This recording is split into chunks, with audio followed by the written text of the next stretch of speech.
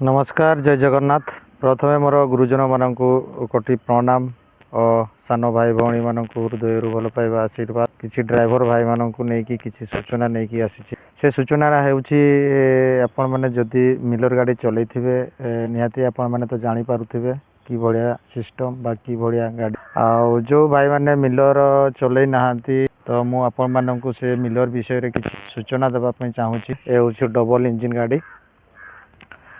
प्राय तो सब गाड़ी रे गुटे ही इंजिन थाए। एथिरे कहीं डबल इंजिन दिखाई कारण मिलर ही डबल इंजिन है। गुटे ही ड्राइवर केवल सिंगल ड्राइवर ही डबल इंजिन चलतु से टॉपिक ऊपर को जीवा। देखंतु ए टाटा प्राइमा 2823 मॉडल। यहाँ देखिपे ये इंजिन यहाँ गोटे इंजिन प्लस ये केबिन रे जो रही ये गोटे इंजिन अच्छी। ये इंजिन रो काम होची जीवा आसवा बा ता लोड के जी कैपेसिटी लोड नवार कैपेसिटी इंजिन ठीक अच्छे। तापर आपण मानक मु देखी एयर किनार हूँ इंजिन रो एयर किनार यहाँ आउ हांडी देखी पारुथे मिलर रो हांडीटा ये देखो तो मसला हांडीटा मसला हांडी रो स्विच सिस्टमटा हूँ ये देखी पारुथे। यहाँ चाबीटा मुझे उलिकी रखी कारण यहाँ ओपनिंग है तो थोड़े भी से चाबीटा को खोलिकी रखीदे। यहाँ हूँ तार सिग्नाल यहाँ हूँ बैटरी सिग्नाल यहाँ हूँ आपंकर इंजिन सिग्नाल। मीटरटा हूँ मोबिल रो यहाँ हूँ आवार्स मीटर। चलतु देखा आ इंजिन स्टॉप यहाँ हूँ चौकटा यहाँ चौक सिस्टम दिखाई देखिपे। यहाँ मु पछपटा आपण मानक देखा चाहिए। ये जो देखिपे हांडी माल माल जिते ओह्लैब माल ओह्लला ये जगार पड़े ये जगार पड़ला ये जो सूट गुड़ा ये देखिपे यहाँ यहाँ इधर लगे लगला किछिटा आ कि लंबा हुए यहाँ सूट कह जाए।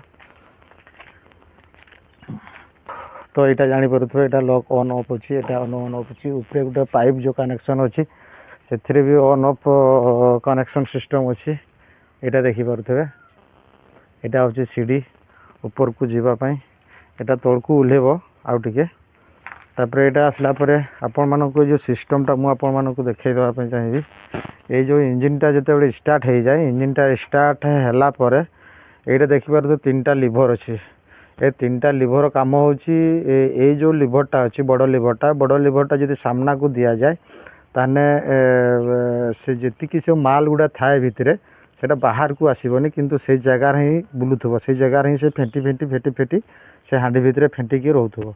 आ जदि ए लिभरटा जदि सेंटर जदि एपट को टाणा जाए एपट को जदि टाणा जाए बाहर को एपट को ताने मालटा बाहर को पड़े आसे मालटा बाहर को पड़े आसे। यहाँ यार काम होची सेटा आ या काम होची यार काम होची एटा होची एक्सेलेरेटर आपन को हिसाब रे आपन रखिबे केते रेंज केते स्पीड रे आपन हांडी को बुलेइबे बा केते स्पीड रे आपन से मालटा को खाली करेंगे।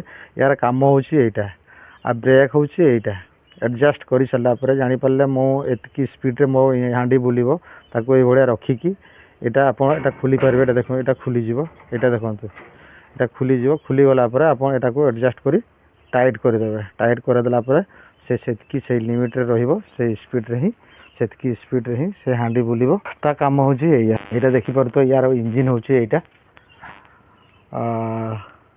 4 सिलिंडर रो इंजिन एसी पानी टांकी हांडी रो माप 450 लीटर पर्यंत कैपेसिटी अच्छी केवल 450 अच्छी।